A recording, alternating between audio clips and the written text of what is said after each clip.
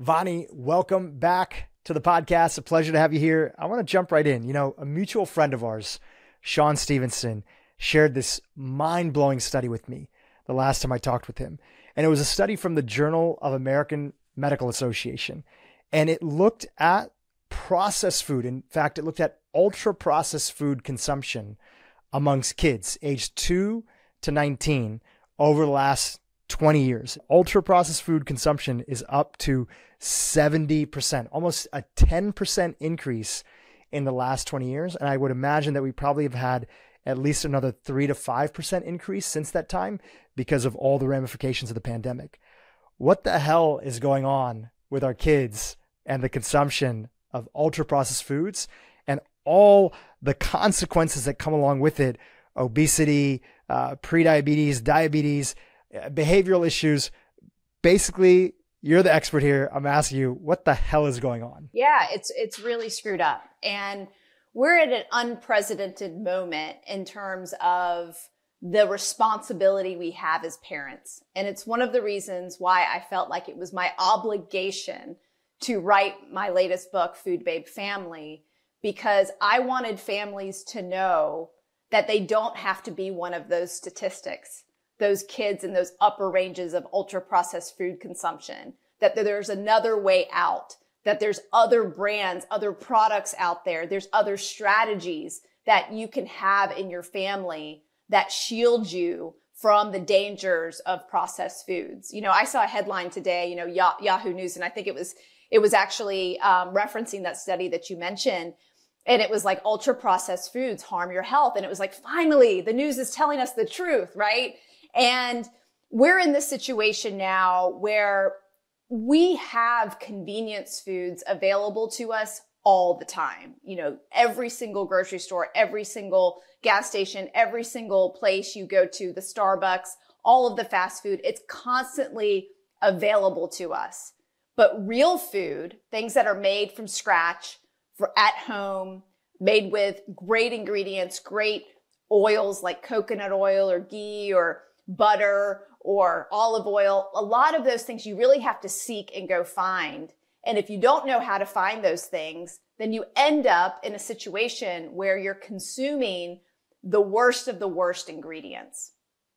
And right now, like when I think about how I raise my children, I really wanted to set an example and share an intimate look into how I was raising my kids on a diet that's mostly real food, is the least processed that I could think of, that I see anybody around me, and then give those strategies to parents everywhere in a book that they can follow and they can read about, but also like 100 recipes that are easy to make, fast, that don't take all day in the kitchen, because who has time to spend all day in the kitchen?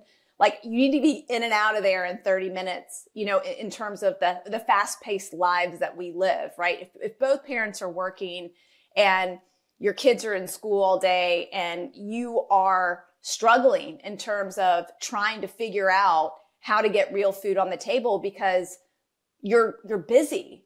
And, it's easy to go by that Chick-fil-A drive-through and pick up Chick-fil-A. But I wanted to give parents an option. Hey, you don't have to do that. Here's what you can do instead. And we're in a situation right now where we have American companies that continue to poison us. They've figured out actually how to make their products better for people overseas that have more regulations around processed foods and the chemicals that they contain. And because the FDA is asleep at the wheel and doesn't regulate our food chemicals, these companies get away with just continuously serve us these ultra processed ingredients. And these ingredients have been created largely to either preserve a product so it lasts on the shelf longer.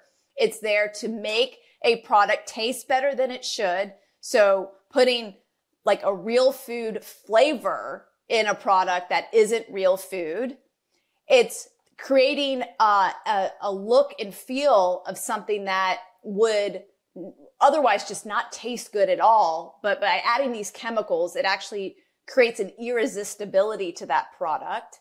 And so it's making our taste buds basically being hijacked by these foods. And so we just want them more than we should. And it's actually created a enormous amount of picky eaters. Like if I were to think of the number one thing I get asked from a perspective as a parent is, my kid's picky. How do I solve that? Like every single, I would say, dietitian I follow, nutritionist I follow that is in the parental space in terms of getting kids to eat real food, their number one request is, how do I solve my picky eater? Like, how do I make them not picky?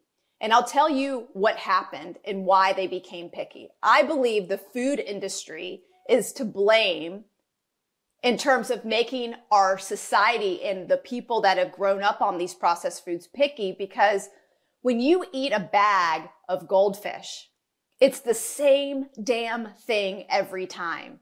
It's that white processed flour laced with MSG additives that turn on excitotoxins in your brain. You remember that flavor, you taste that flavor, you can't stop eating at just one, and it tastes the same every single time. But when you eat a blueberry, sometimes it's juicy, sometimes it's sweet, sometimes it's sour, sometimes it's mealy. And so it's different every single time. And if someone's used to eating real food and blueberries for a snack, they're going to have a much wider palate, a much more variety in their taste buds and what they're accustomed to, as opposed to the person who gets the goldfish for the snack every single day at snack time. And so we have to undo this mess that the food industry has created by getting our kids hooked to these chemicals very early on. And it's alarming what's happening in all of the foods that are targeted towards children at the grocery store, even organic foods. Like I would say the number one ingredient to avoid right now, it may not be the worst for your health or may not be related directly to a health issue, but the number one food I would say or ingredient that you would want to avoid in a product at the grocery store would be called natural flavor. Natural flavor can mean 1,000 different chemicals behind that one label on the ingredient label. The FDA doesn't regulate what natural flavor actually can contain.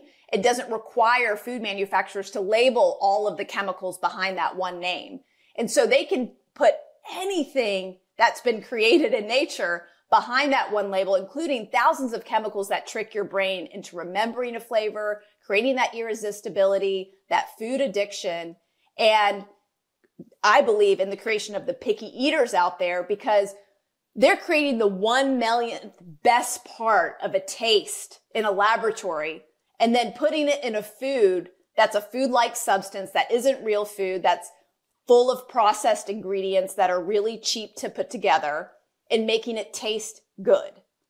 And when they do that, they're robbing your child of nutrition, but they're also robbing your child's taste buds from them so that they continuously seek out those hyper palatable foods. And that's what's happening, I think. And that's why, natural flavor is something that I see in 90, probably even more % foods across the grocery store shelves that are packaged and processed, especially geared towards children. And it's one of the reasons why I won't let my kids have any natural flavor. I mean, occasionally it'll enter the house, right? Or it'll be at a party or something like that. And I talk about those strategies and what to do in those situations. But it's something that if it's in a product, I just won't bring it into the house. Yeah. I mean, I always appreciate, people sharing their views on things. And I'd love to talk about that a little bit, because I think we can have a good back and forth. And, I don't have kids, you have kids. So I'll be talking from my own perspective of only being an uncle.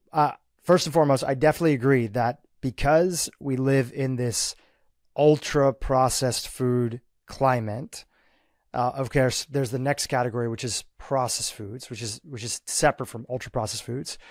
We primarily, through just a large amount of concentrated calories, fat and sugar being a big part of it, have hijacked the taste buds of not just kids, but adults as well too. I'd love to drill into the natural flavor side, because the part that I genuinely have maybe changed my mind on over the years is that of the data that we have available to us, we know that anytime somebody starts to restrict items from their diet, let's say people here might eat all different ways, but generally they're going to be individuals that are eating clean, and everybody has a definition of what their version of clean is. The more restrictive a diet is, and that somebody tries to stick to, the harder it is, at least when it comes to the major marker of obesity, the harder it is to be compliant with that aspect. And I understand where you're coming from on the natural flavor side. The part that I would bring in on sort of a national level, like a statewide level, is that where we have maybe certain things are optimal, right? Like, hey, here's an optimal way that I want to go about stuff. But when we put in a recommendation for everybody to avoid all, or you're sharing what you recommend, but also explaining out to the audience that I avoid natural flavors, and that's my number one thing that I want people to watch out for. My biggest genuine concern is for people who are already trying to make sure their kids are eating the right amount of protein, moving away from concentrated sources of liquid sugar that are regularly in their diet, making sure that they have better alternatives in school, which you have a bunch of hacks for inside of the book.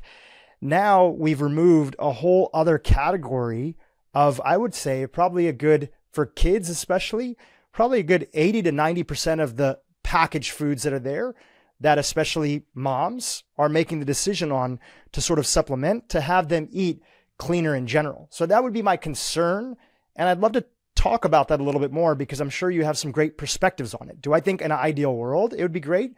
Do I think it's functional even for a lot of people who are listening on this podcast? I don't have kids, but I don't know if it's very functional. So I'd love to expand on that a little bit more. Yeah. And so, one of the things that I did was I put together a list of 100 better snacks than goldfish, because what I'm hearing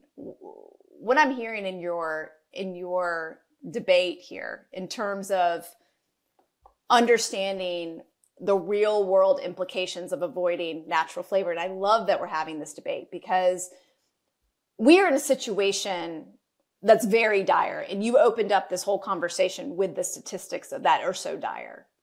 And when I talk about removing this one chemical from our diets, it automatically will reduce the worst chemicals in your diet, because the food manufacturers that are using natural flavor are also using artificial food dyes linked to hyperactivity in children.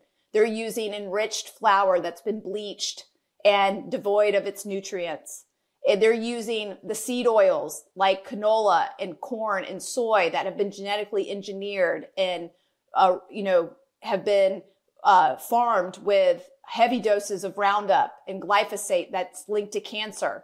So you're automatically going to be removing some of the worst foods, where you're going to be left with some of the best products. And when you look at that list of 100 snacks that are better than goldfish, they're very accessible to people. They're like one ingredient dried apples. They're one ingredient dried mangoes. They don't even have to be organic, right? It's a better snack that's more nutritious and has less of a ability to hijack someone's brain and the reliance on processed food. Like when we're eating processed foods, or when your kids are eating these processed foods that don't have any nutrition left in it, you're just feeding them garbage. And for us to sit back and think that like goldfish are necessary in this world, things like that, I feel like that's what everyone's been doing, the last 20 years, and why we're still in this situation where we're seeing that rates increase in terms of the amount of people being exposed and their diets comprised of these processed foods. So we have to be a little bit more radical in the way we think, because I can tell you, Dhru, the way I used to feel like a zombie, hyped up on 9 different medications, eczema all over my body, asthma, I had to go through so many surgeries in my early 20s, things that I know I didn't need to have to do if I just paid attention to my diet. And knowing who I am today, knowing what I've been able to change in the world, I would have never been able to do had I not taken control of my health first. And I truly believe that when people realize the true nutrition in their body and they start to feel great about themselves, they start to give back to the world in a way they never thought was possible and make the world a better place. So I believe that like nutrition is the foundation for like literally like solving the world's problems and also raising our kids to be the best humans possible. Because immediately when your brain's not hijacked on all of that sugar and the caffeine and the chemicals and all the other things that kids are exposed to these days. I'm thinking about prime drinks that are real popular in high school. When they're not exposed to these things, there's all sorts of behaviors that get eliminated in these kids and they start to think more critically, especially when they're going through these really interesting phases of their development and puberty. And so like, I think we do have to think a little bit more radically about what we bring into our house.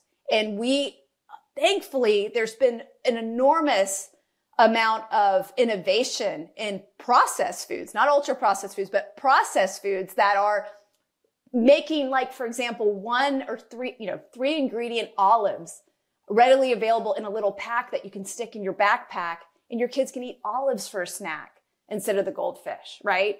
And the salmon sticks, the salmons that are, I'm thinking about epic salmon sticks that have wild salmon cured in a little bit of maple syrup and salt. And you're giving your kid omega-3 fatty acids, protein in a snack. And I'm thinking about, the Rhythm Foods makes these amazing dried cauliflower bites and broccoli bites and kale bites. Like you can get real ingredients into your kids in the form of a snack that's packaged and processed that doesn't have natural flavor, that doesn't have any of the other ingredients I mentioned, the artificial food dyes, the seed oils, the enriched flours, the high volumes of sugar in it. And you can get real nutrition in kids and it can be really tasty. My kids love like just plain old beet chips.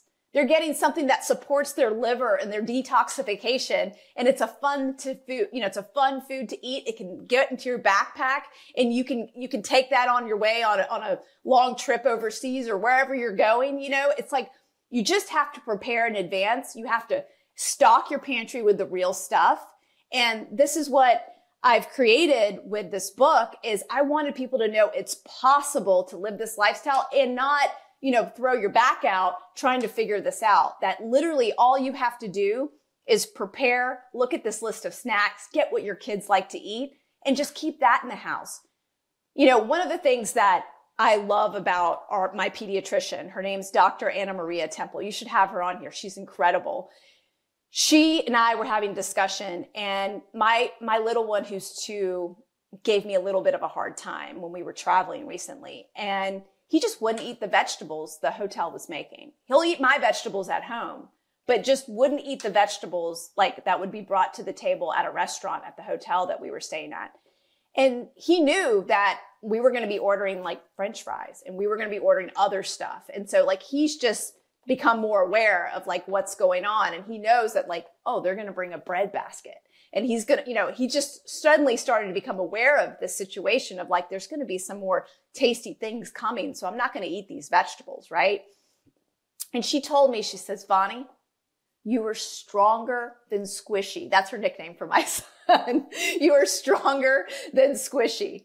Because he grew up really fast and he's a big dude for 2. And you're stronger than Squishy. And I was like, really? I'm stronger than Squishy? I was like, he's telling me no, he won't eat them. He just wants to eat the French fries and he'll eat it like a sweet potato, but he won't eat anything else. And it's crazy. He'll eat everything at home. But as soon as we leave the house and someone else makes it, he won't touch it. And I was like, what do I do? And she's like, you lay down the law. You tell him, this is what we're eating for dinner today. This is what they're going to be making for us. We're going to be eating our vegetables and we're not going to be eating any of the other things until you eat your vegetables. And you just lay down the law and you set the boundary. And even someone like me, you think that's really strong and like, adamant about the way I believe about food would be able to handle this 2-year-old who's my son. But I found myself in a situation where I was like, oh, geez, I have a picky eater. What's going on? And it wasn't that I had a picky eater. It was that his job as a 2-year-old is to push back and see where the boundary is. And it's your job as a parent to create that boundary and to create the situation in your world so that they know how to live in this over-processed world where we're being inundated with the worst of the worst foods. I mean, the way I live, I know, is very unconventional compared to the rest of America. And I think that's why I'm an activist. And I think that's why I've had the passion to take on the food industry in a way that I have. But I also believe that this lifestyle is accessible to the majority of people if they make it a priority and understand the value and that it creates in the child's nutrition and in their mind. And I truly believe if I create the right environment at home, have the right boundaries with food in terms of here's the foods that we're going to bring into the house. Here are the foods that we don't bring into the house, and I'll tell you why, and we'll read the ingredient list together and we'll understand what these ingredients are and why they're created. And guess what? There are a million other companies out there not using these chemicals and they taste just as good. And introducing my kids to the Yum Earths of the world and the, Unreal Candy and like all of these other brands out there that are making better for you, fun for you products, especially for Halloween and other things, in the holidays. And so I believe that if you set the foundation for your child to be as healthy as possible, literally they're going to become the best human possible. They're going to read well. They're going to play well. They're going to want to learn and be at school. They're going to be on time. They're going to have a good attitude.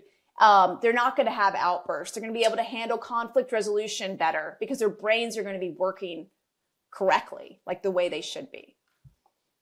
They're still going to be kids, but kids are going to be kids. A lot of this is navigating and creating a better environment so people don't have to think and there's better choices. Obviously, you've been doing that since the beginning with your food-based world, with your activism. Most individuals, like when we talk about that study and the 70% ultra processed food, we just have to look at the data. The most common consumed vegetable in the United States, I think top 1 and 2 is like potatoes and tomatoes. Tomatoes primarily in the sense of pizza sauce and pasta sauce. Ketchup. And potatoes in the source of French fries, right? And ketchup, right? Ketchup for tomatoes as well too, right? So on these extremes that we have, which again, there's always different categories, there's people that are at that extreme, that are literally, families that are trying to figure out how to go from like a liter of Coke that their child might be consuming a day to bringing it down to like a can or a half a can, right? That's obviously one cohort. And then there's a bunch of other cohorts that are there. Generally with podcasts, we're preaching a lot to the choir of families who are, for the most part, on board of like, yes, something needs to happen. I want to make better choices. I want to do things. And I'm doing my best, right? Here's the things that I'm doing and here's the areas I want to get better on. And food is only one component. There's the fitness aspect. And the more data that's coming out over the last few years is that actually our lack of activity for a lot of kids and adults, they would be significantly healthier if we look at all the biomarkers that we have just by being more active to the degree that we were actually, designed to be. But we'll come back to activity later on. But part of this is that because we have so many different cohorts of different groups of people, it's like, how do you change the environment so people don't have to think and they can just enjoy things? They don't have to know about natural flavors versus not natural flavors. They don't have to think about this. They don't have to think about that. And when it comes to kids, people are always thinking about school and how to have better options at school. You have a great story in your book that you talk about regarding Pizza Fridays that I'd love to have you share here with our audience if you'd be open to that. Yeah, absolutely. So, my daughter started going to a Montessori school when she was 3, and she would get picked up around noon. And eventually, when she turned 5, she stayed throughout lunch and she'd get picked up at 3. And one thing I noticed when I was picking her up at noon was there's this big delivery truck of Domino's being delivered to the school for their Pizza Fridays. For all the kids that stayed until 3, they would have Pizza Fridays with Domino's. And I just remember seeing that truck going, oh no, okay, here we go. This is going to be the first kind of lesson for her to understand what Domino's is. And I'm going to bring her along the journey with me in my thinking about this, and I'm going to teach her along the way. So we had many discussions about this since she was 3. And when she turned 5 and she started going to school, that season, right before school started, about a week before, they had a big parent meeting. And I remember going in there going, I'm going to bring this up. I'm going to talk about changing Pizza Friday to a better pizza, and I'm going to see how it goes. And I remember being super nervous because the headmaster, I love the headmaster, and but she's very strong in terms of, her beliefs, and I really respect her. And so, when I walked into the room, I was a little nervous, and, seeing all the other parents in the room, and I didn't know anybody that well, like in terms of, like, I didn't have a lot of friends that were parents that were there previous to my daughter going to that school. And so everyone was kind of like a new acquaintance to me. And so, they didn't know me as the food babe. They just knew me as Harley's mom. And a couple people knew, right? But not a lot. And so when a mom chimed in and yelled, "Hey, can you bring back Pizza Fridays this year?" I used that as an opportunity to educate the parents in the room about what was in Domino's Pizza. And the ingredient that I mentioned that day in that parent meeting was TBHQ. It's an ingredient that's used as a preservative in their phase oil, which they use. It's like a combination of soybean and some other seed oils. And they put it on the outside of the pizza after it's already been cooked, and also on the bottom of the pan when it's being cooked. So it's like one of the worst kind of oils. And then it's got this very controversial chemical in it. And the latest studies on this chemical have shown that it actually inhibits immune response in kids and adults. And so around this time also was the pandemic happening. And so I thought, for sure, this is an ingredient that would, get the attention of other parents of, like, how do we keep our children well? Well, maybe we shouldn't be serving them Domino's pizza every Friday with this TBHQ chemical. And the headmaster chimed in, and she said to me, she goes, "We've tried another pizza place in the past. We weren't sure if the kids liked it, so we'll see."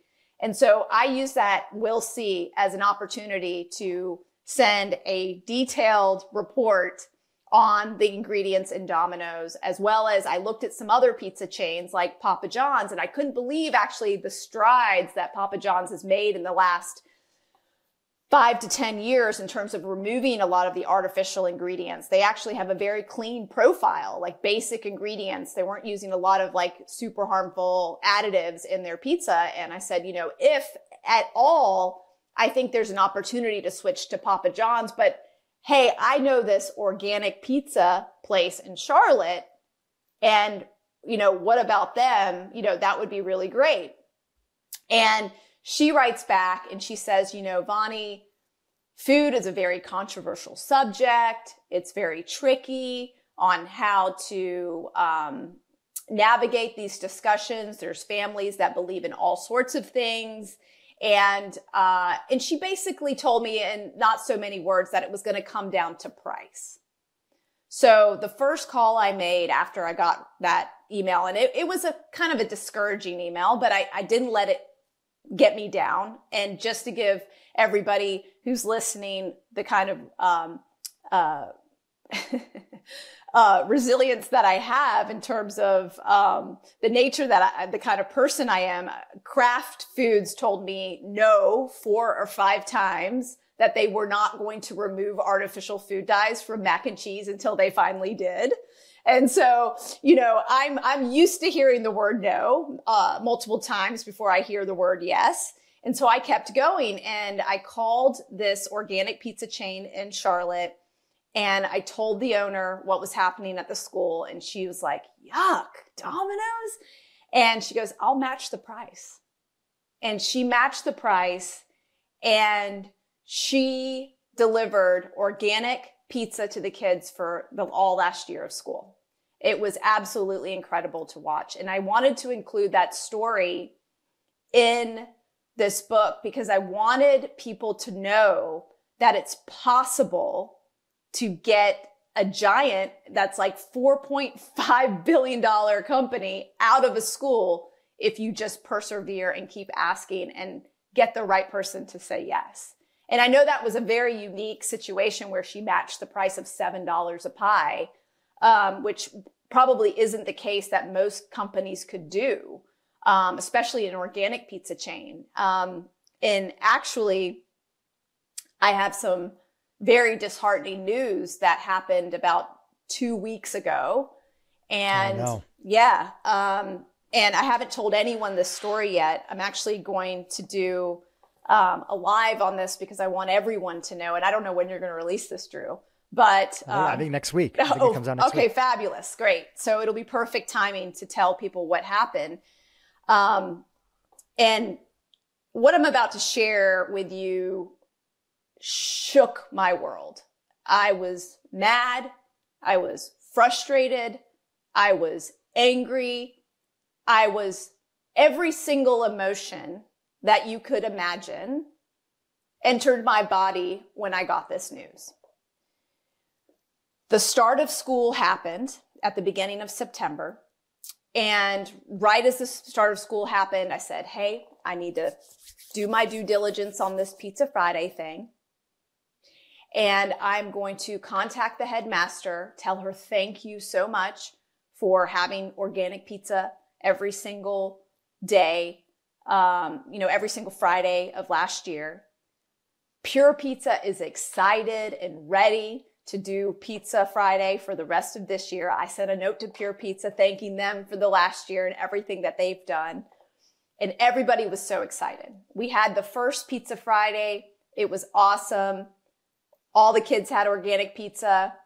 And then all of a sudden, the next Tuesday, I'm dropping my daughter off at school. The headmaster came up to me and said, Vani, we're going to be switching back to Domino's. And it totally took me off guard. I couldn't believe the statement coming out of her mouth. I said to her, why? What happened? Like, what's going on? Like, is there anything I can do? Because I have this relationship with the organic pizza company. And she said, well, they're just really busy and I'm not sure. I think the scheduling is just not going to work out. And we're just going to have to go to Domino's. It's just much easier.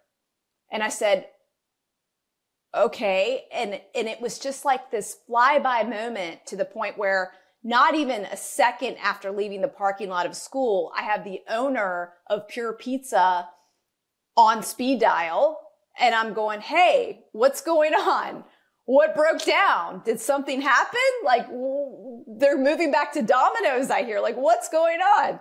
And she's like, oh, I've been waiting for the school to call me. And I said, oh, well, what's happening? She goes, well, our food costs have gone up and we have to increase the price a little bit per pie. And I said, well, how much? And she's like, $4. And I was like, okay. I was like, that's easy. We can get this covered by the parents. I can donate to the school. Like, we've got this, right? Like, this is something we can figure out, right?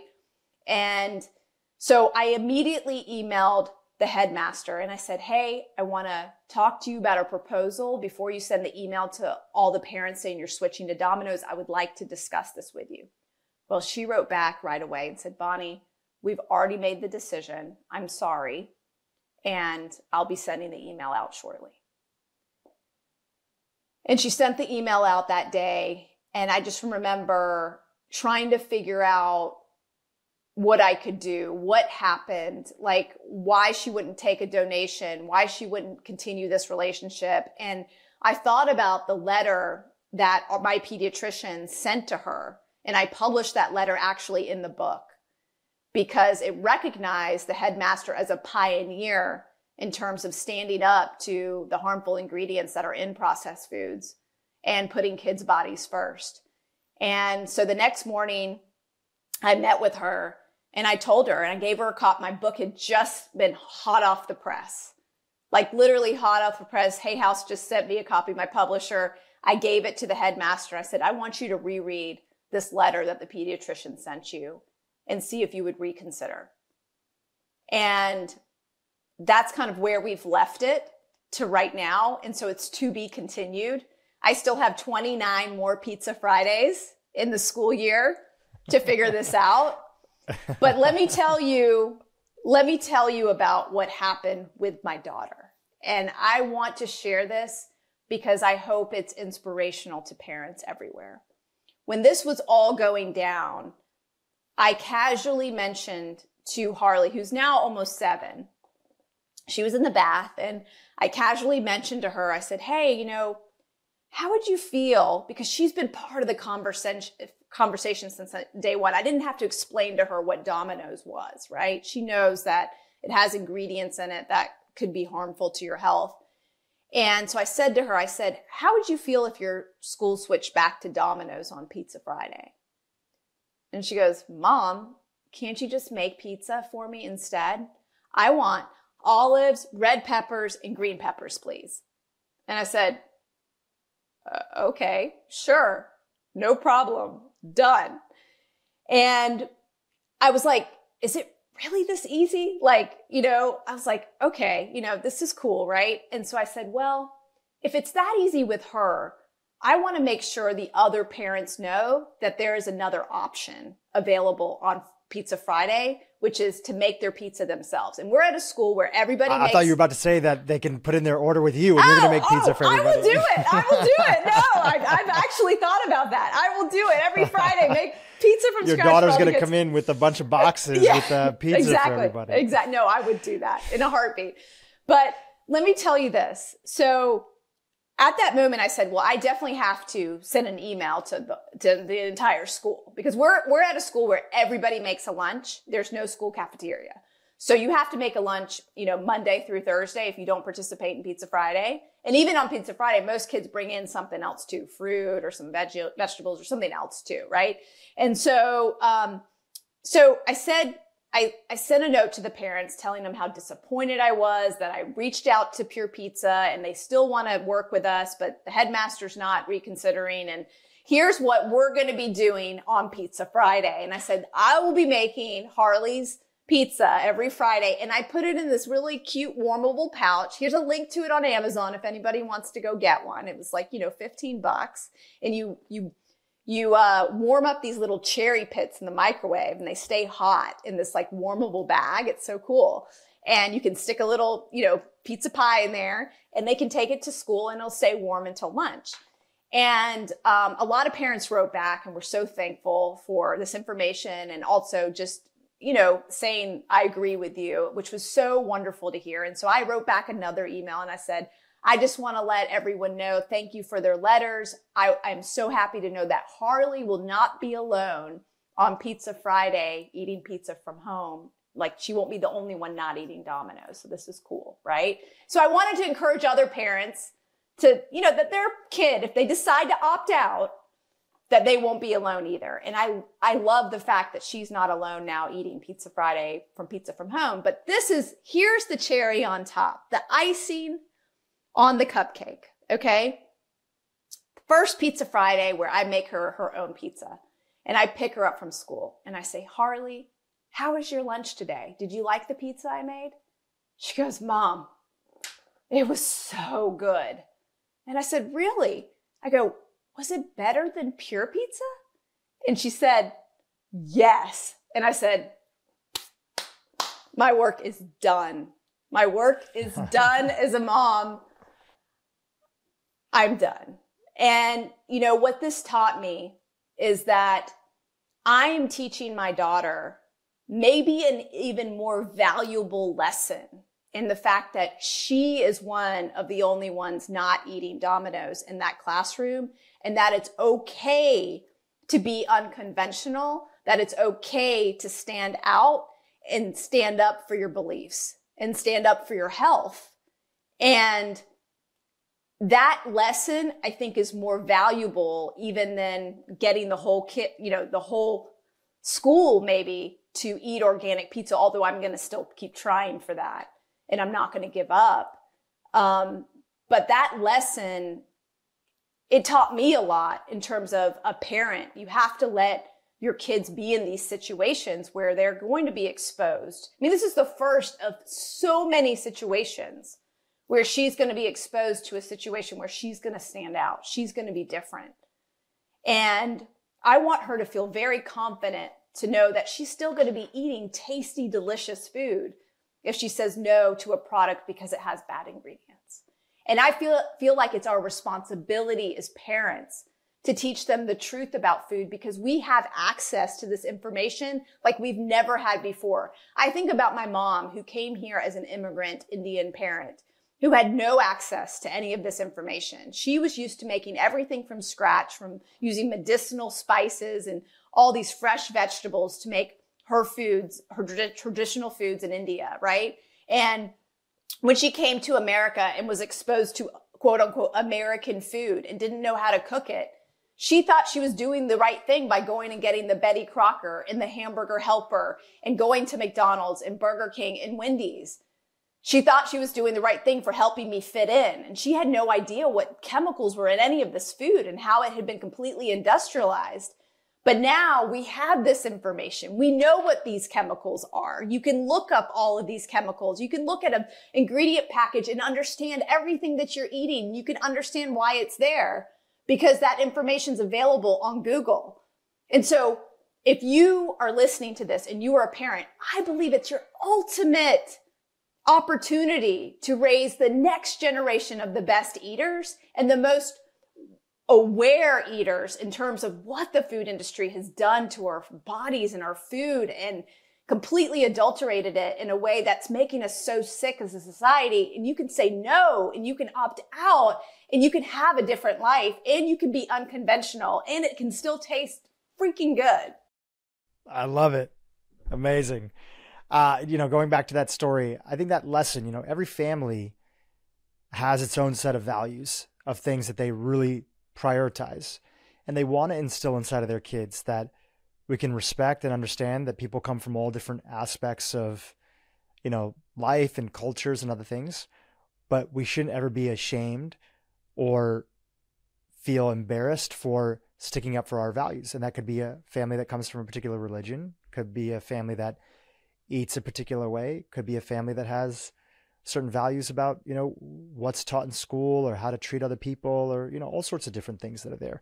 And I think that any exposure that kids get to the fact that we don't have to all fit in with the crowd puts them in a position in the future where it's like, actually, you know what?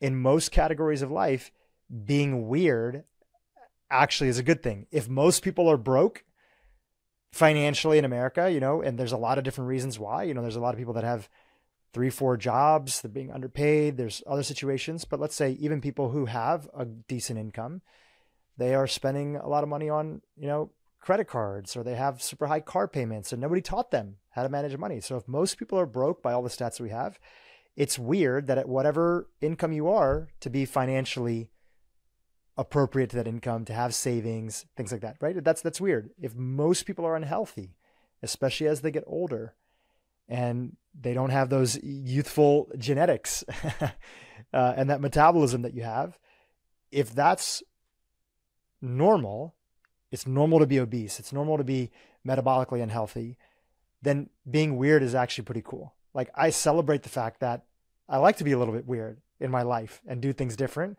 And the earlier that kids get that contrast, the more natural it's going to be that when they get to, from what I've heard from all my friends that have parents and the guys in my men's group, kids will get to their teens and they're going to push back and they're going to have their own boundaries, the teen brain, right? Oh, yeah. I did it, you did it, we all did it, right? And there's going to be a natural aspect of they're going to be eating things that are going to be different than what they had. They're going to want to fit in. Unfortunately, in this day and age, with the world that we live in, even in really well-off private schools, the drug aspect is a big component, right? Vaping and other things like that, how pervasive it's been. Well, whatever it might be, right? Excessive social media or other stuff. But then naturally those years can often be tough, not for every family, but often is what I hear. And then gearing up, especially for that like high school period, there's a return that when you're finally living out there in the real world with everybody else and you see how crazy people eat or live or kind of think about stuff, you're like, you revert back to all the lessons that your parents taught you with these values that kept you healthy, kept you from not being sick all the time. And then you have a college roommate and they're sick all the time. I know for me, that's what happened, right? I ate like shit in high school. I ate all the processed food. I would skip out on lunch And at the time I was vegetarian, and I would just go to 7-Eleven. I'd eat Skittles, Mountain Dew, and like a honey bun, right? Yeah. That was like my lunch. Yeah. But in the evenings I would eat, whatever my mom would make, the traditional Indian food that would be there, and, but then I got to college and a lot of those things kicked in, and you realize, wow, there's a reason why my parents, if they had a values-based approach to some aspect of life, there might've been some things, sure, they're not perfect. Nobody's perfect, but there might've been some reasons that they did what they did. And then now you have that lesson baked into you moving forward from there. So that can only come from these early lessons. And you were very fortunate to be able to give your daughter one of those lessons. Yeah. Yeah. And it took several days of, exploring what had happened and writing the emails and talking to her and figuring this out. And I remember I was reading Rick Rubin's book, The Creative Act. I think it's what it's called. It's a new book that just came out. And I was reading it in my bed. And I remember something I read in there, it just sparked it. And I go, what I'm learning through this whole situation is actually so much more valuable to her than I ever thought was possible. Like the silver lining of it is absolutely incredible in terms of what she's learning. And I shouldn't feel bad about what's happening. And I felt really bad about it because it was like, something that I felt very strongly about and felt like was something that I felt almost like unjust that it had been undone, Well, let's go through some other tips, some things that you work through your routine, your schedule as a family. Like I know one thing that was there for me in the family that I grew up in, right? I never saw my mom making, and let's be real, my mom was making most of the food. My dad sometimes on the weekend would take over, but my dad was busy. He was at, his job and often had to travel for work in the position that he was in. And so a lot of the brunt of it fell on my mom. And like a lot of the brunt of making food today falls on, many women that are in the household, even with more awareness that's there. I never saw my mom making a single meal. Anytime she would cook, it was always for at least 2 to 3 meals. And that was one thing that I always remembered growing up. My mom would never sit down and just say, here's one single meal, because she also had a job, especially when we were younger. And she had a part-time job when we moved to the United States. We were living in Nashville, Tennessee, and then we moved to Texas. She had a part-time job, and so she was trying to figure out. And today, you see a lot of people, not always necessarily embracing that sort of meal planning or sort of bulk prep opportunity. Is that one of the tips that you recommend? And if not, feel free to go into any other tips that you have inside of the book. No, absolutely. So I think because I want to eat as much real food as possible, not relying on something that's fast and easy, you have to have things available, ready to go. And so one of the things that I love to do is make a huge batch of muffins, a huge batch of pancakes, a huge batch of waffles, and freeze them so that mornings are super easy. You can take those out, you can defrost it. I have this little mini oven from Breville. It's also an air fryer too. It's stainless steel. It's amazing. I have a regular oven, but I use that oven more often because it warms up faster and I don't use a microwave. Yeah, it's faster. It's so much faster. And you can turn it on and you're at 350 degrees already. It's awesome. So you don't use your microwave for anything other than to warm up those little cherries for the pizza oven. Exactly. That's the only thing I use it for. Yes. And my heating pad occasionally because I'm getting old, but So in terms of heating food, I'm using that little oven all the time, and it's perfect for like warming up a pancake or a waffle or something that I've made a bulk of on the weekends. And I do the same with my other meals and other things that I buy. Like there's this company that I buy bread from. It's called Organic Bread of Heaven. They make the most amazing from scratch organic sourdough products. So they have sourdough buns, sourdough tortillas, sourdough loaves of bread, sourdough, little mini slider buns, like all of these things that if you were to go to a regular grocery store, you would be inundated with all kinds of chemicals. Like, they make the equivalent of a Hawaiian roll, but in an organic version. And so they send it to you, you freeze it, you have it ready in the freezer for whenever you do make a little slider or you make a or it's taco night and you want a nice tortilla. I used to make my tortillas from scratch, like before I had 2 kids. Who has time to do that anymore, right? So I go and I buy organic bread of heaven. So I have like little tricks like that where I stock the freezer with real food things that I can bring out anytime to help prepare the different meals that I'm having. I think the second thing, other than picky eating, that I always get asked about in terms of kids and eating is, how do I get my kids to love vegetables? And one of the things that we do in our house is we eat in courses. Every single course, the first course is always the vegetable course. And now we're seeing data that shows that when you eat vegetables first, it actually helps benefit the insulin spike later on in a meal. If you eat vegetables first, because it lines the gut, it populates it with good fiber, good bacteria. And then when you eat the other carby things or the other sweeter things in the meal or even dessert, it impacts your blood glucose level differently than it would if you ate the vegetables at the end of the meal. So there's actually a scientific reason to do this now. I just did it because I felt like it was important for my kids to eat the vegetables while they're hungry. I mean, if you bring out, for example, all of the food in a meal at the very beginning for a little kid who hasn't been really trained to really enjoy all the different types of foods, they're going to be overwhelmed. Kids get very overwhelmed by a lot of choices. And so you want to keep the choices minimal. And then you also want to have a situation where you're exposing them to a variety of vegetables every single day, not always choosing the steamed broccoli that you know that they're going to eat. You do cabbage one day, you do bok choy the next day, you do carrots, then you do sweet potatoes, then you do cauliflower, and you have a variety every single day. In that first course, it's served. You get them while they're hungry. They eat that vegetable, and then they'll happily go to the protein of the meal or the carbohydrate of the meal. And then, of course, dessert, we usually do some type of smoothie or fruit or some kind of frozen treat. There's this amazing company out there, I have no affiliation with it, but it's called Sweet Nothings. And they've made these little smoothie pops that are in these cute little packages with little smiley faces. And they're made with like organic spinach and pineapple and dates and chia and no added sugar. It's absolutely incredible for kids. And my kids, that's like their one little processed sweet treat at the end of the night, but they don't even know that it's like so good for them, right? It comes in one of those like packages that you would never know that it's actually really good ingredients. So I love that company for creating something like that, because I wish there was more stuff with like smiley faces and like,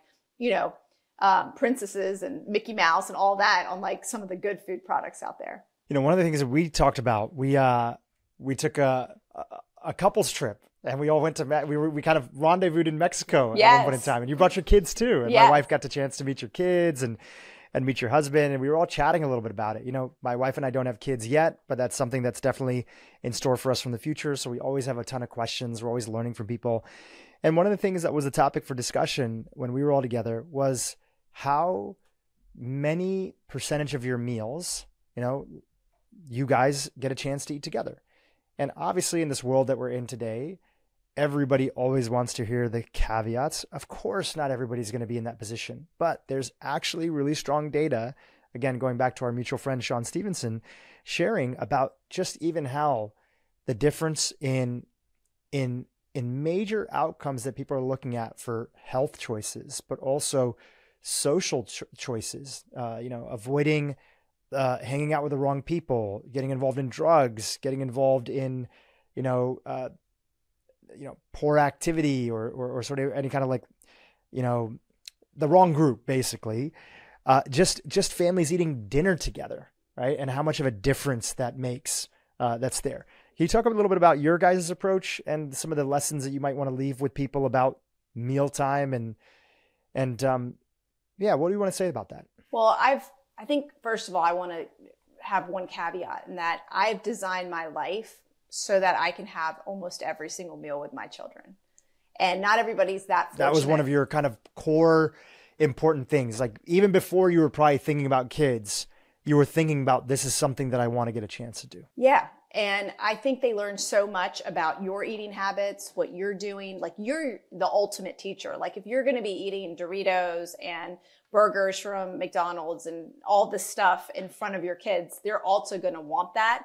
So if they're watching you eat the vegetables and the real food and looking at the ingredients and going to the supermarket and picking the best produce in the farmer's market and all of that, they're going to want to do that too and eat some of that. I think that's the reason why my daughter, one of her favorite vegetables was bok choy, because we were actually growing it on our front porch and we were letting her pick it and feel it and touch it. And then she wanted to eat it. And she was like, wow, it's like so delicious when it's made with like olive oil and garlic and lemon. It's so good. And so because I've exposed my kids to the way I eat by eating with them, breakfast, lunch, and dinner, they're the most amazing eaters as a result of that, just from watching myself and my husband. Now, my husband has a chip addiction. He loves a bag of chips. And sometimes he'll go into the pantry right before dinner and eat a couple chips. And it drives me crazy because the kids just run right to the pantry. You're like, chip, please. He loves to have a chip, right? So we're not perfect, right? We have our things about us. I could say like my kryptonite is sugar, right? Like I would love a good dessert at the end of the day, right?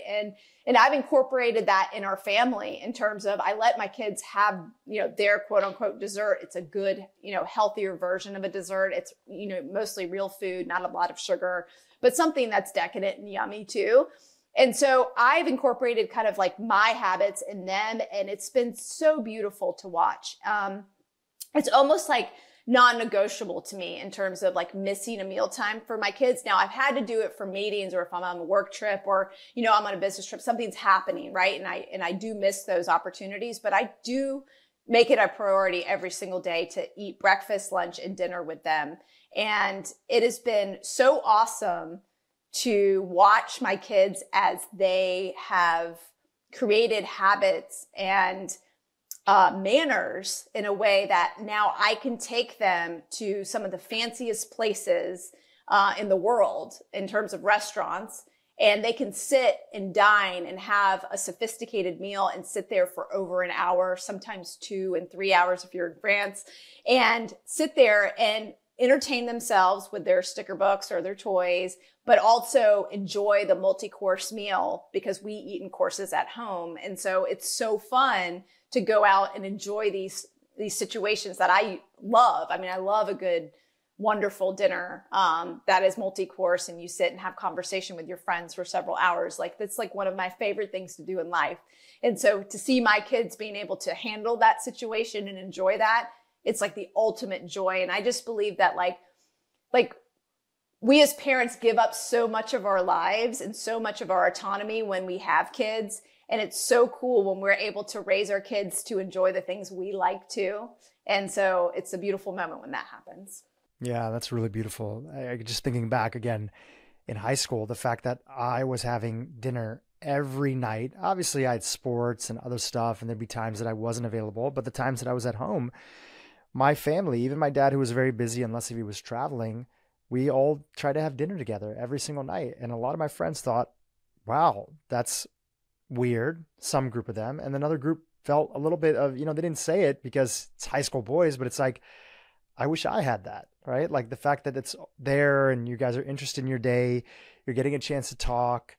And especially for kids as they get older, if I could just put myself in that situation, when they're young, it's like you want to talk. And then they get into their tweens and kind of teens. And it's like the least interesting question to you as a teenager is like, so how was your day? Because, you're like, oh my gosh, like you're asking the same question. And I think mealtime and just the natural way that conversation ends up coming up when everybody's just there together and the focal point, the conversation can kind of happen in the background without too much pressure and everybody's eating. And it's just like you naturally see that people are starting to open up a little bit more versus even families that have the means today to have mealtime together. It's just less likely to happen because everybody kind of wants to do their own thing. They all want to watch their own thing on their devices. And listen, I'm not a purist. I know that it's going to be difficult. I don't know if necessarily that's my, main goal to have all my meals together with my kids, but I'd love to do what I had growing up, which is have, dinner with them.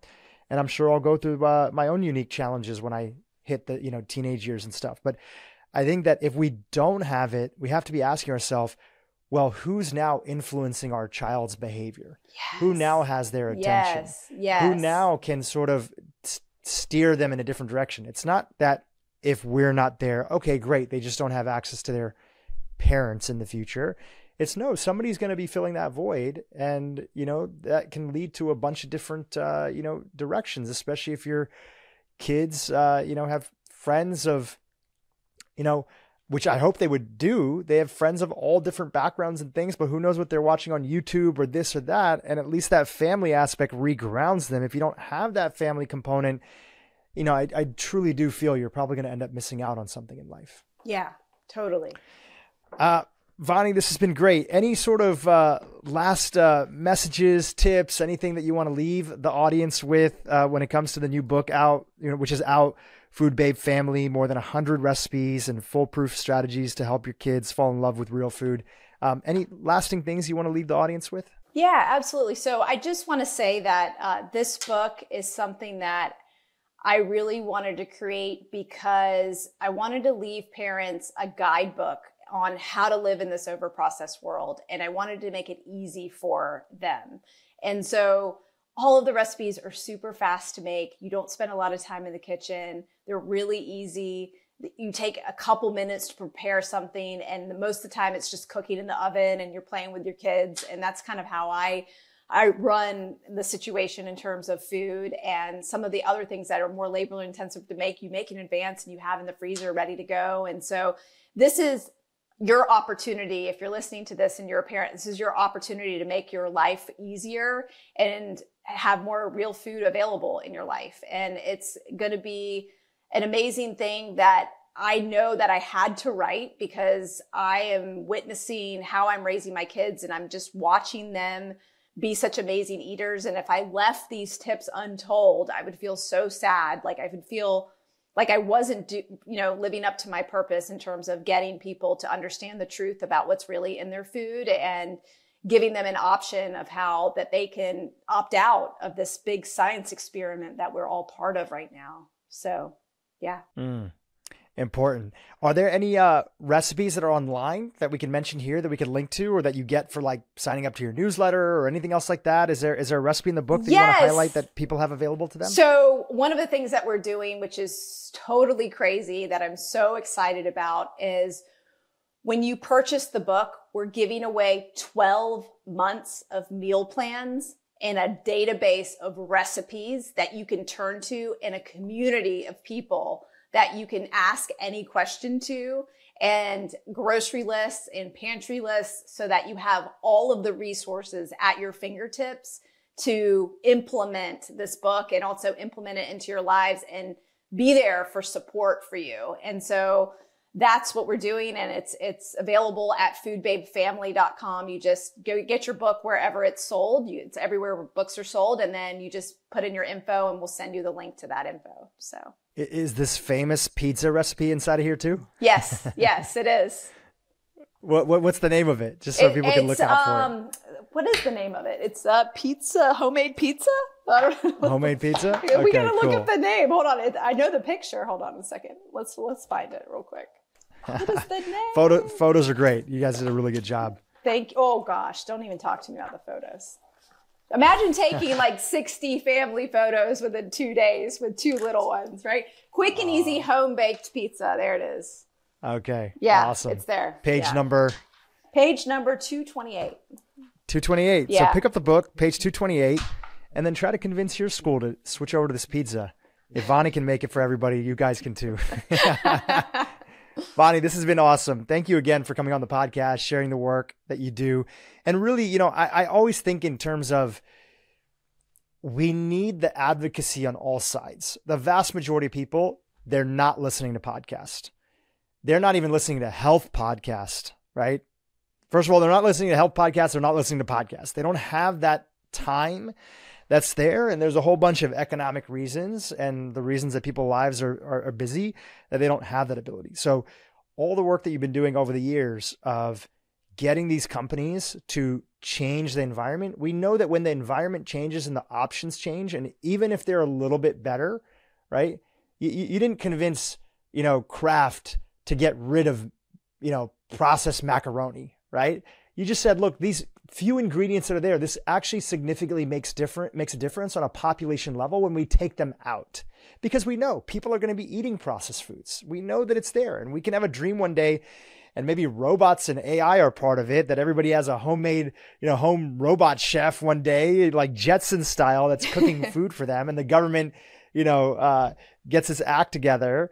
We get, better leadership in, and they start subsidizing some of this food for people who don't have access to it. But in the meantime, people are eating processed food. So anything that people can do to head in the right direction, any meal that they can replace, even if that's one meal a day that they're eating better, more real ingredients. And then of course, you also can be an example for how you run and live your household, right? And you're saying, look, this is what we do because of my values.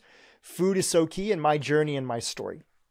That may resonate with some people, that may not resonate, but at least they see your thinking and people know that it's possible. Then everybody in the middle gets to figure out, where do they want to be, right? Where do they want to be? Do you want to just make a few healthier choices and you have a bunch of brands that are inside of here that they can choose? Or do you want to really swing for the fences because you've done a lot of that stuff and you're like, no, I actually really want to shoot for this idea of having more meals together as a family, or actually making more things from scratch and having better meal planning at home. So the options are all there. And, I think that your work is a perfect array of all those options. And I thank you for, doing it all over the years. Thank you, Drew. I really appreciate it. It has been, it's one of the reasons why I felt like I fight for the people that don't know any better. And it's like, there's so many people out there that still don't understand what's happened to the American food supply. And our work is kind of like never done, right? I mean, the fact that, the headmaster at my daughter's school just switched that nonchalantly back to Domino's, she doesn't understand, right? And I just feel like we have an opportunity now more than ever to get this information out there. And for the people that don't know any better, like, what can we do to support the companies that are doing the right thing, vote with our dollars, call out the companies that are doing the harmful things. And I think of, and I know we're wrapping this podcast, but I just think of this one company because it makes me so mad, is I think of Kellogg's, who in 2015 decided to remove artificial food dyes from their cereals, told everybody, got the press involved. The press wrote about it. They said they would do it by 2018, and they never did. Instead, they created more cereals that were more hip to children of today, like Baby Shark and Unicorn, with artificial food dyes to market that to kids of today. And no one's holding them accountable. The FDA isn't doing it. The media is not doing it. Nobody's saying, hey, you said you were doing this. Why didn't you do it? It's people like me, activists, podcasts like this that get the information out that lead to people making better choices at the supermarket that eventually allow these companies to lose their market share to the point where they start discontinuing some of these products. And I've seen that across the board of every single major brand out there in terms of discontinuation of certain things. Like Kellogg's just decided to discontinue Unicorn waffles. I'm so happy about that. I just found out about that. And it's because I've been on their case about that and telling people not to buy it. And, but that's what it's going to take. And it's going to come from all sides. Like you mentioned, it's going to take all angles to make this a world, a healthier place. Yeah. One more question here. You got a lot of your start sort of the intersection of food and politics, right? There's that classic photo of you. I think it was at the Democratic National Convention where you were trying to get people's attention about, was it GMOs? Yeah. GMOs.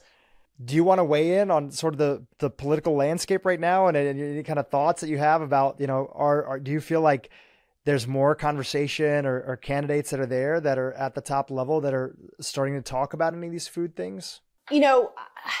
There are some candidates running that are more hip to what's going on in the food world. However, I've realized not to get too excited about any candidate. I think what's important is personal responsibility and understanding what's happening in the food world and learning that information on your own. And I'm never looking for a hero to solve everything for me. And so something really great happened this week in California. California banned several different additives in food, brominated vegetable oil, red number 3, potassium bromate. And red number 3 was a very interesting one in that this is an example of how corrupt the FDA is. Red number 3 was prohibited and banned from cosmetics several years ago because they found in lab animals that it caused cancer. But the maraschino cherry industry, who is largely influenced by the alcohol industry, where all the fancy drinks have those little red maraschino cherries, they were using red number 3. So they lobbied the FDA right before they signed the law to still allow it in food. So you couldn't put red number 3 on your lips and lipstick, but you still were allowed to eat it in food. And it was linked to cancer. And so this is an example of the industry's powerful nature in terms of creating policy that impacts our health. And until we get rid of the corrupt politicians and the corrupt people in the government that allow these loopholes to continue like that, we're going to be in a situation where citizens are going to have to take control and make the best choices for themselves, and hold these companies accountable and the government accountable for what they're doing. One of the things that happened, which is really sad, in that bill in California, titanium dioxide was in there originally. It got removed because it's such a widely used product. It's in over 11,000 very popular brands out there. It's in Skittles, and it's banned in Europe because it causes cancer, but it's still allowed here in the United States, and California got it taken out of that bill because of the powerful nature of the lobbyists. Sad. Well, we can all do what we can do on our own. And then when you have a little bit more time, resources, and awareness, you start advocating on behalf of society, kind of like you did. And then you want to take it a step further. People become entrepreneurs and they go and create a brand. That's one of the most exciting things I think that's going on in this day and age, is that you see people. You obviously have your brand, True Vani, and then there's people like our friend Jason Karp, who started, his wife and the wife's brother.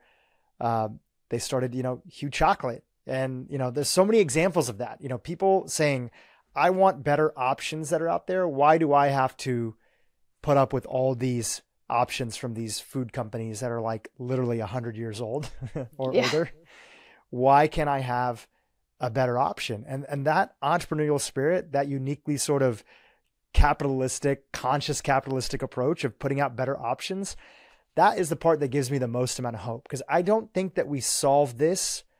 If I'm honest, I don't think it's just solved through education, right? I think education is most important for the people who have the means to be able to do something about it, right? Because they can influence their own family. But when those people who have means and can do something about it get educated, now those individuals go and create solutions, whether it's technology or companies or other stuff. And then all of a sudden the landscape changes and people wake up and there's just more healthier options that are available, or better tech that ends up making it easier for people to live healthier lives. And you mentioned such a good example in Jason, and the product that I think about that he is, he created Snow Days, which is a better for you. It's organic pizza bite that is in the freezer section. You can have it available at any point in time in your freezer, and it takes 8 minutes to make in the oven, in that small little oven, probably even faster. And it's incredible in terms of you can get a little pizza alternative to your kid that is grain-free, organic, using organic dairy, and all organic ingredients. It's pretty awesome, and no additives in there. And so there's all these companies that are being innovative in terms of using processing in a way that actually makes our lives better, and are still able to create really healthy products for us. So it's cool. Totally. So if you've been, if you're listening and you're on the edge, or you have an idea, something that you want to start, know that the world's counting on you. We're cheering you on over here. We need better options, better solutions that are out there for people. Vani, this has been great. The book is out, Food Babe Family. We'll link to it in the show notes. Thank you again for coming on the podcast. Thank you so much for having me, Drew. It was it was awesome. I really enjoyed the conversation. I can't wait to share it with my audience. I think they really need to hear this. So appreciate it. Hey, YouTube, if you enjoyed what you just saw, keep watching for more great content on how to improve your brain and your life. If you want to stay alive, it would be in your interest to understand basic biology, because the guys who are going to treat you at the top medical schools appear not to have that level of knowledge. Otherwise, they wouldn't be treating you with the way they're treating you.